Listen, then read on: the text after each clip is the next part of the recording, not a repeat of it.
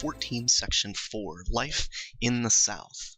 We've been looking at the differences between life in the North and life in the South and the economies. And so today we're going to focus in specifically on the role that the plantation played in the Southern economy. And as you can see, I already did audio recordings for this lesson, but this way we can get kind of some visuals along with it.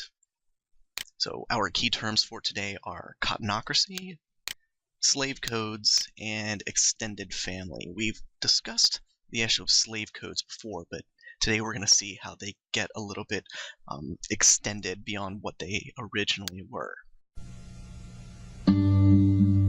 It has often been said that American plantations were like small towns. That was because they were often home to hundreds of people and had so many buildings that they resembled towns. Like the estates of England, the plantations of America were designed around class differences. They were set up so that the owner and his family lived in luxury, while the large numbers of people who did all the work lived in poverty. The home of the master or owner of the plantation was called the Great House. It was always the finest building on the plantation and was intended to show off his wealth, good taste, and power. Such houses had many rooms, rooms that contained polished furniture, beautiful works of art, and soft, comfortable beds. A plantation's great house was an elegant place where people used linen napkins and knives and forks of real silver. People called house slaves usually kept the great house clean and looked after the needs of the master and his family. The contrast between rich and poor was quite extreme on the plantations. On most of them, including this one, where the famous Confederate General Robert E. Lee was born, the house slaves lived in small quarters near the big house. 2 entire families of slaves would have lived in each one of these buildings. Inside these slave quarters were beds and a few simple furnishings, such as a washstand for cleaning up, a table and some chairs, and a few pots for cooking. While the house slaves may have been poor compared to their owner, they were rich compared to the field slaves who tended the crops.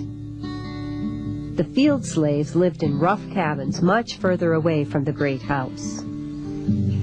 Usually, their cabins were constructed of wood and consisted of just one room where a whole family lived with very little in the way of comfort.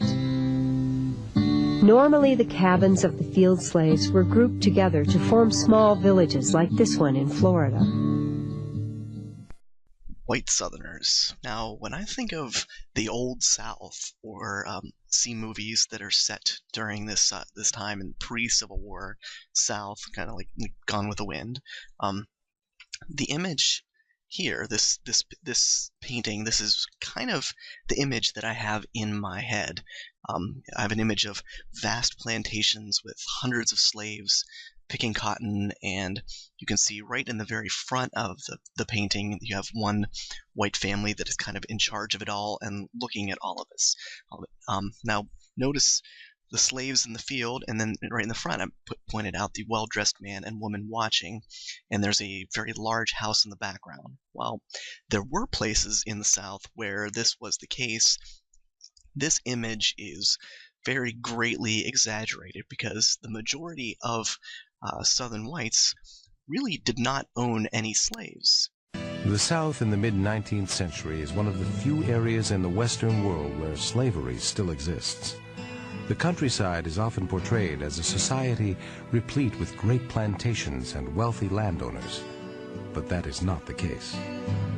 We tend to think of plantations as very large with a lot of slaves, and your average size plantation had at the most 20 slaves. We have to also remember that beginning at the turn of the 19th century, there is still this massive movement of slaves from the upper South to the lower South, and then from the eastern sections of the lower South out west.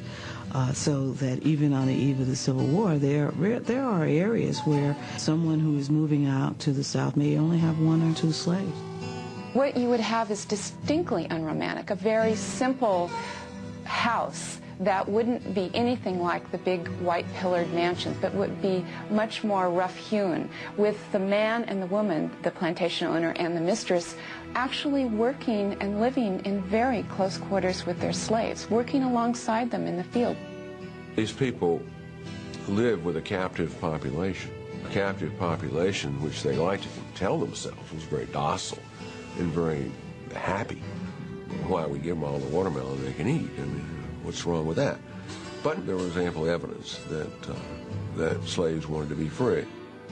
And yet, if you are white and living in that circumstance, it is survival instinct to sustain the status quo, which is the slave plantation system. As we see in this chart, only a very small percentage of the population could be considered planters. And a planter was someone who owned 20 or more slaves.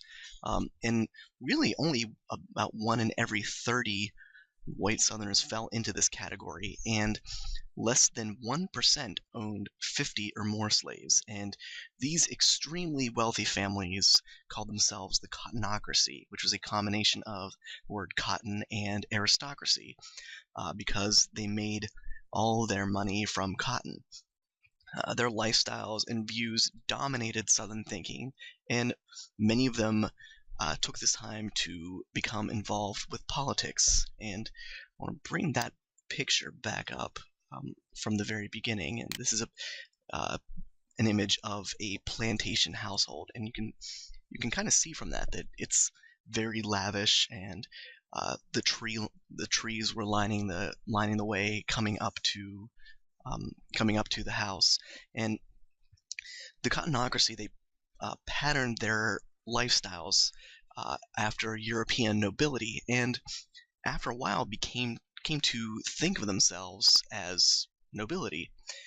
And I mentioned politics, but if the political scene is dominated by the minority at the very top, then how do you think this affected the political landscape?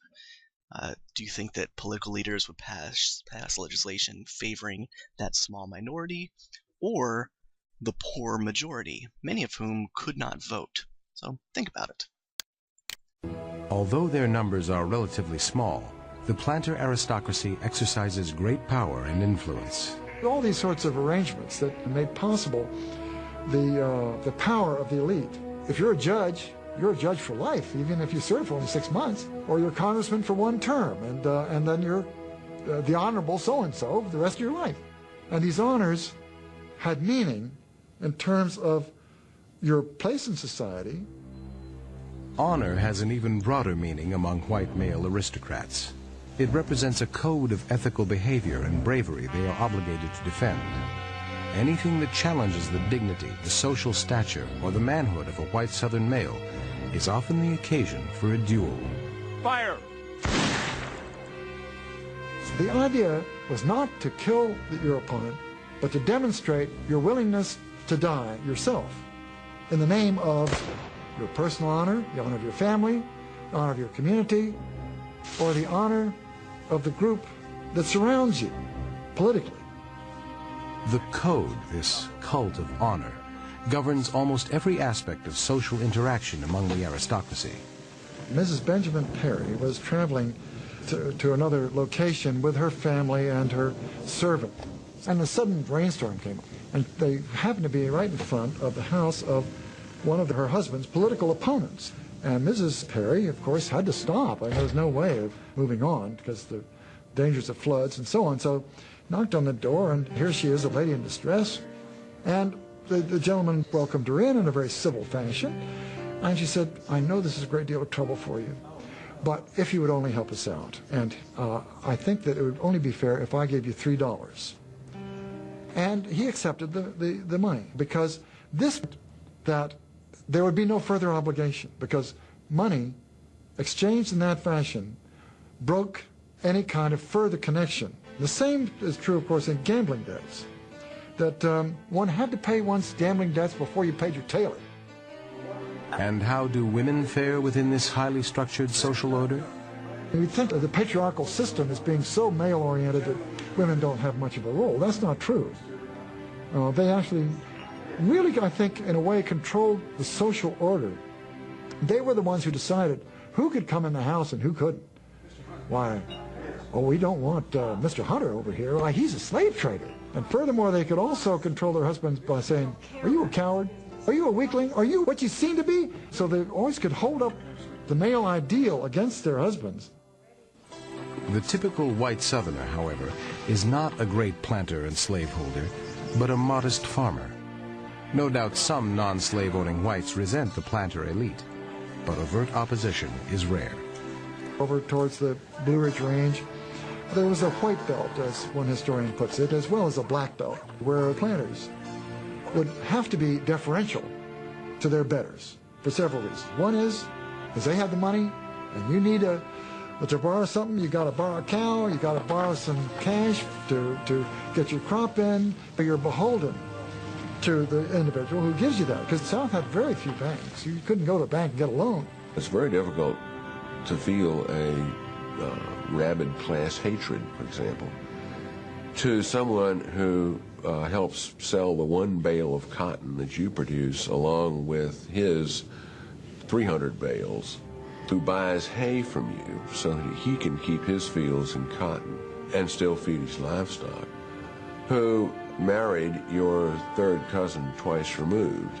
It's very difficult to work up a real class hatred against a person like that with whom you feel some kinship and neighborly bonds. However poor and miserable these white Southerners may be, they can still look down on the black population of the region and feel a bond with their fellow whites. The vast majority, about 75% of Southern whites, owned very small farms that had at most 1 or 2 slaves.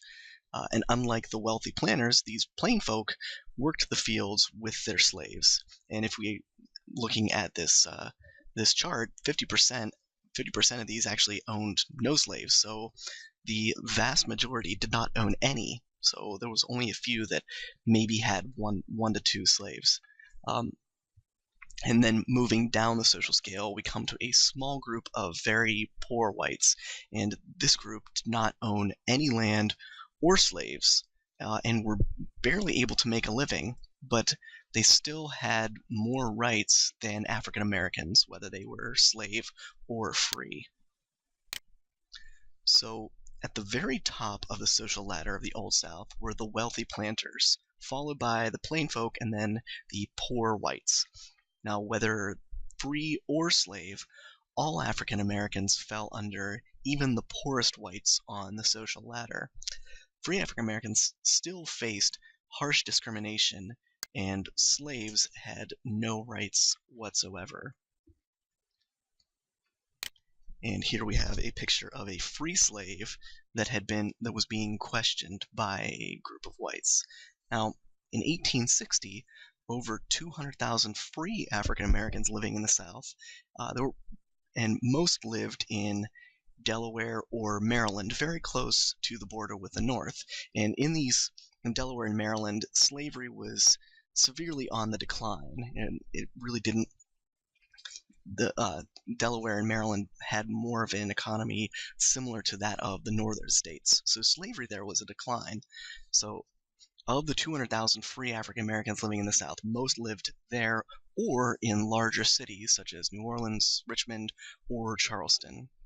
And the slave owners didn't like free African Americans living near their slaves because they were afraid that they would encourage the slaves to rebel. And many of the owners justified slavery by saying that slaves could not take care of themselves. Now, if there were free African Americans living nearby, then this theory would be proven wrong. So Southern states passed laws to try and discourage free African Americans by not allowing them to vote or to travel. But despite these limitations, some were able to make lives for themselves and even make valuable contributions to Southern life. Now, at the very bottom of the social ladder were the slaves, and they made up actually about a third of the entire population of the South. And most of the slaves worked 12 to 14 hours days, and these were men, women, and children.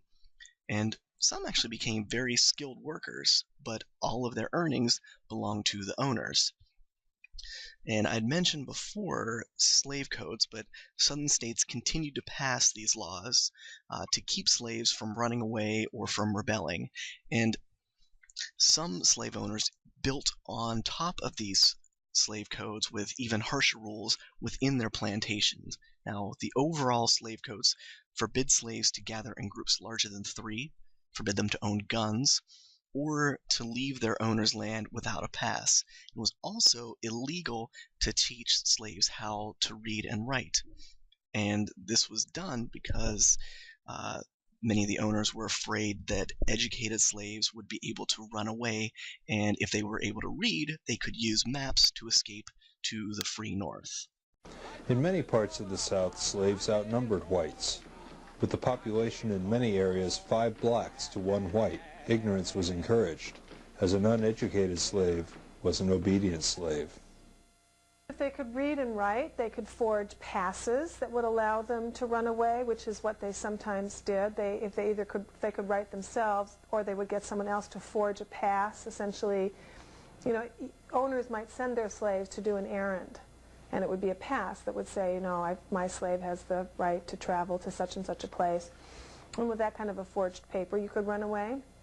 You could forge a freedom paper. But it was also just to keep them ignorant, which they were very ignorant, was a way of keeping them from knowing enough, knowing that there was a place to run to, knowing anything that you might need to know.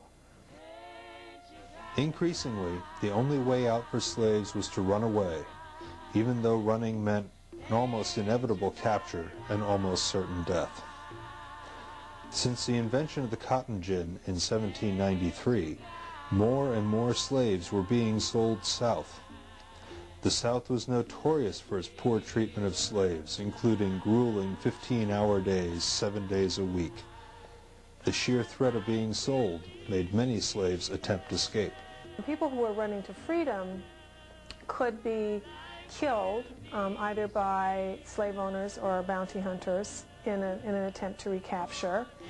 They could die in a number of other ways, drowning, falls, any other sort of injury they might, incur running through rough terrain.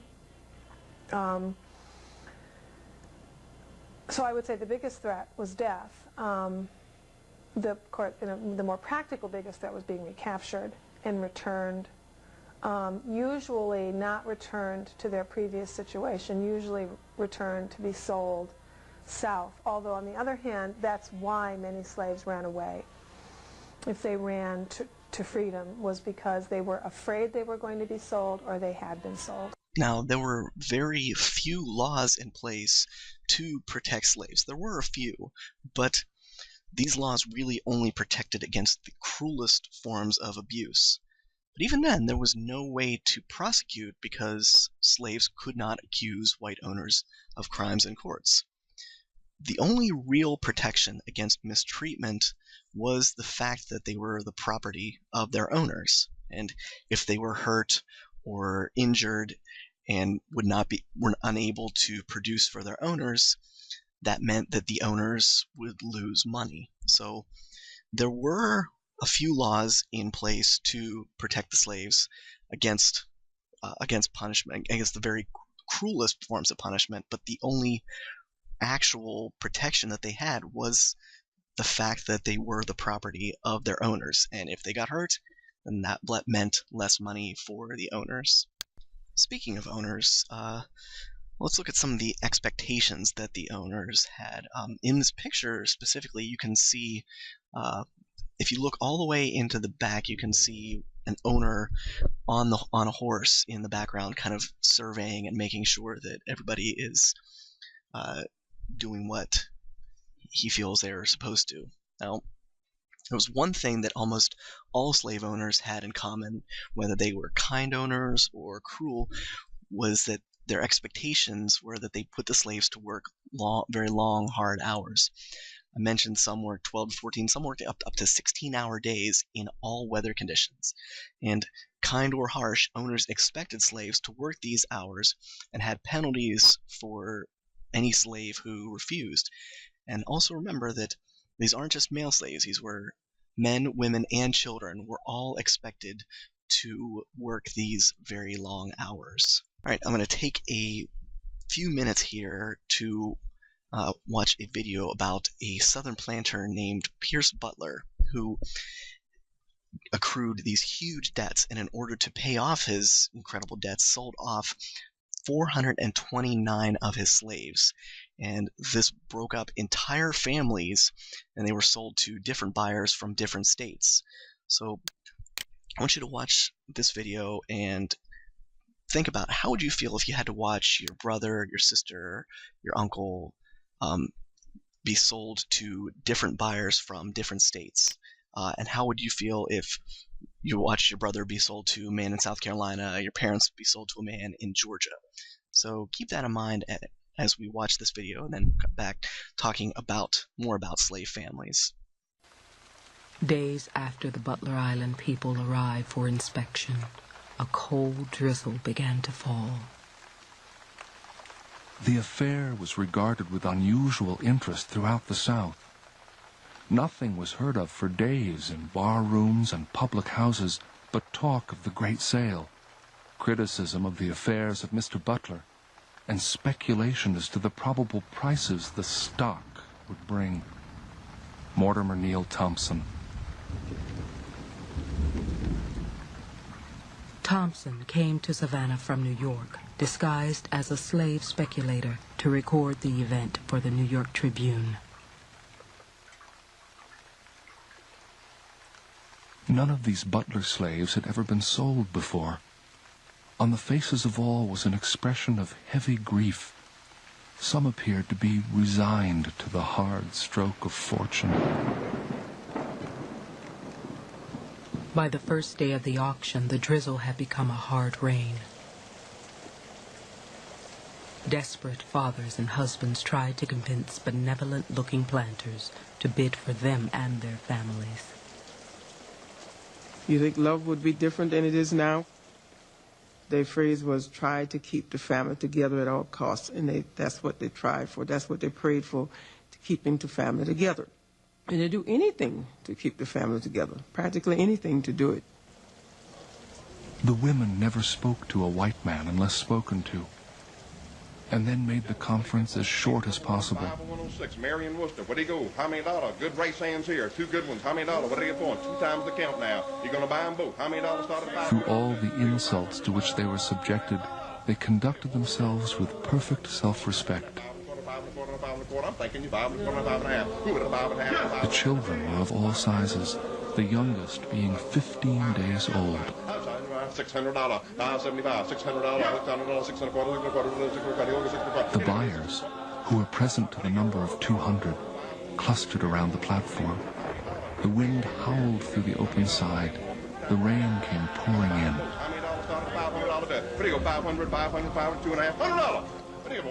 They were sold in families. But let us see. The man and wife might be sold to the pine woods of North Carolina, their brothers and sisters scattered through the cotton fields of Alabama and the rice swamps of Louisiana, while the parents might be left on the old plantation.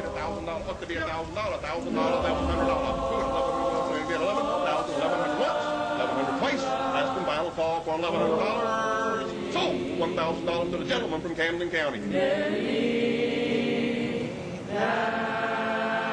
Who can tell how closely intertwined are a band of 400 persons, living isolated from all the world besides? Do they not naturally become one great family, each man a brother unto each? At Timbrook Racetrack, no legendary powers of flight could save the Butler Island people. for 2 solid days, remembered for generations as the weeping time, the heavens broke, as husband after wife, brother after sister, child after mother, ascended the dreaded block, to be called off individually or in family lots as stated in the catalog. The New York Herald reported that only after the last slave was sold did the rain stop.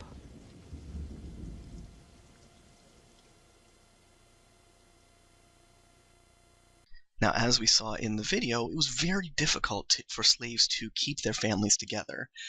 And as we saw in the story of Pierce Butler, if the owner needed money, he could sell off entire families or individual members. Slave marriages were not recognized by Southern governments, and there were no laws preventing children from being separated from their families. And as we saw in the video about the Butler plantation, there were so many slaves that families were able to stay together for a while, and it developed the importance of having an extended family. And this idea of an extended family had very close roots in Africa, and many were able to draw strength, pride, and love from aunts, cousins, grandparents, and so on. And these extended families would use traditional stories to help pass on history and moral beliefs. Speaking of moral beliefs, religion became a source of strength for many slaves. By the 1800s, many enslaved African Americans had become very devout Christians, and religion helped slaves cope with their difficult lives, and they made comparisons between themselves and the ancient Hebrew people who had escaped slavery. And as they worked in the fields, many would sing songs of deliverance. And our next video will talk about the importance of music and religion in slave culture. Slavery is also life. On this very narrow grounds, the slaves create a culture that is the rich nexus of kinsmen and family. That is the religious tradition. That is the political tradition, the philosophy, the music, the dance, the entire nexus of the culture of slaves, from language to philosophy. Traditional African religions persisted overwhelmingly among the first members of families to be brought from West Africa. And when they do embrace Christianity, at least initially, their response is to fashion a kind of syncretism, a mixture of elements of traditional African religion with elements drawn typically from evangelical Christianity and into the 19th century. We have people of African ancestry on the slave quarters conducting their own separate worship, and we have a few instances of actual separate black churches being gathered. Religion clearly was something that was very important, because if you look at Christianity, I mean, Christianity teaches equality. So whatever the master said about I am master and you are slave, the Old Testament preaches that all men are created equal, in much the same way that the Declaration of Independence does, because everyone is equal before God, and God is a master and not the slave master. Of course, the same Christian message is used by their masters to inculcate submission and subordination, and so this is a two-edged sword. Now, not all slaves just sat back and allowed their freedoms to be taken. Some fought back by breaking tools, stealing food, destroying crops, and attempting escapes by starting revolts. And the slaves that did try to escape to the north faced a long and very dangerous journey. Every county throughout the South had slave patrols and sheriffs ready to question unknown African Americans. If I'll bring the picture right back up, this picture was actually of a free African American that was being questioned, but notice the rope around him and the one person holding a whip, I doubt that it was a very kind questioning. And there were a few that used violence to resist the slave system. Pictured here is a man named Nat Turner, who was an African-American preacher and slave on a Virginia plantation. And Turner believed that it was his mission to take revenge on plantation owners.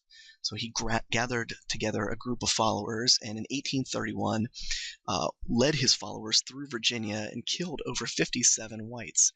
And a group ultimately took up arms against him and hunted him for over 2 months, and ended up killing many innocent African Americans before Turner was found, captured, and hanged.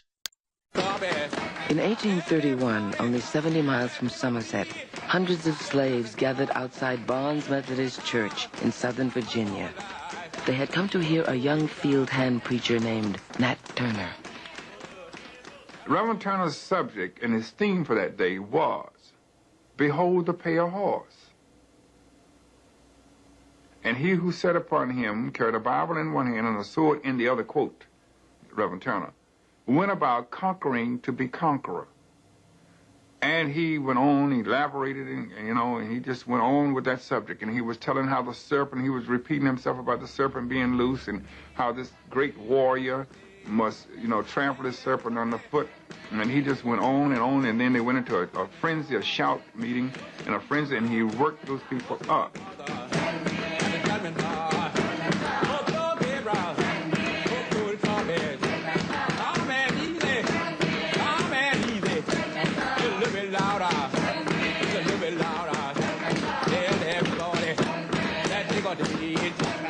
The white people in Barnes's church were rather alarmed at Nat Turner's sermon that was being held outside. And several people, such as Nathaniel Francis, said that Nat Turner is going to be with a dangerous man.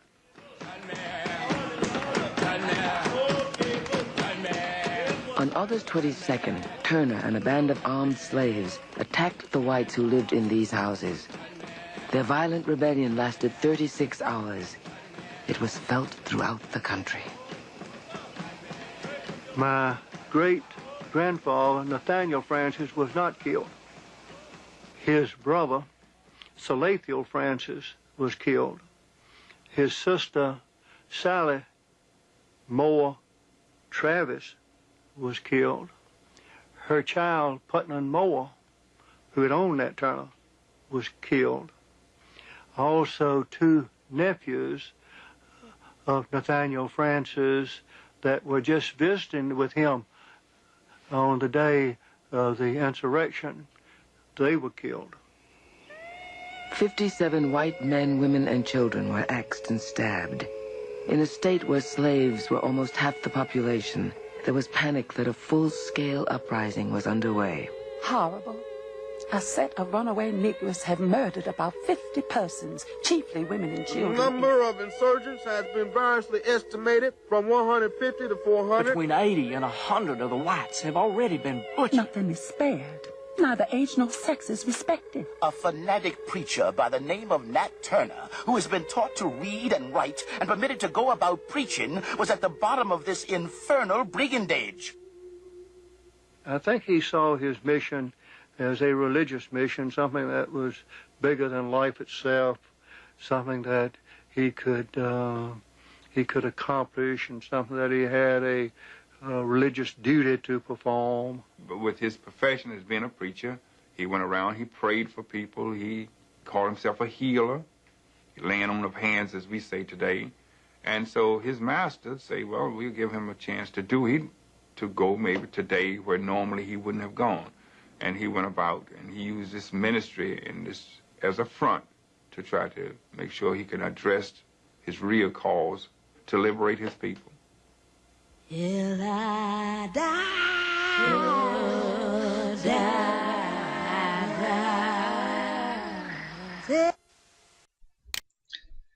Turner's revolt increased the fears of white slave owners of a large slave uprising.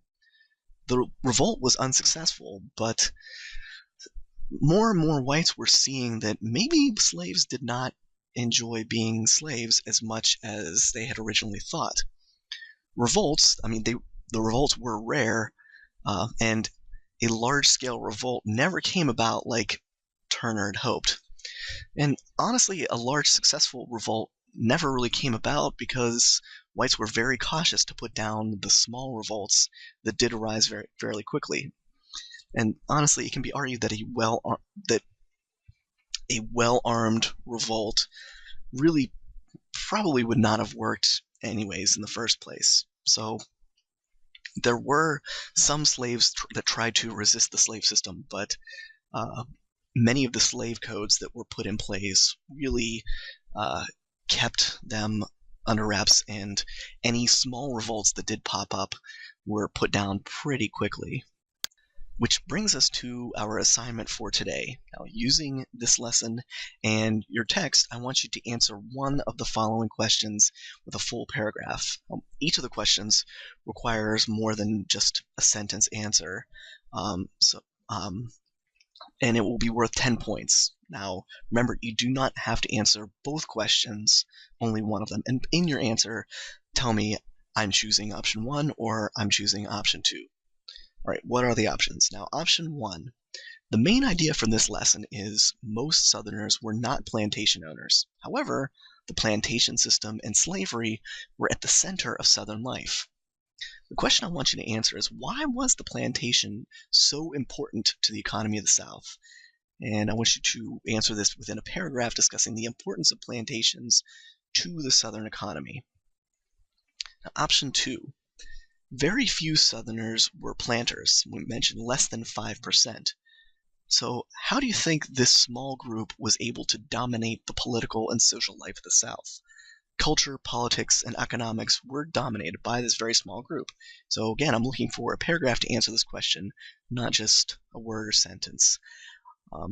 And like always, if you do have any questions, please come and find me before you turn this in, and I will do my best to help you out. All right? Have a great day.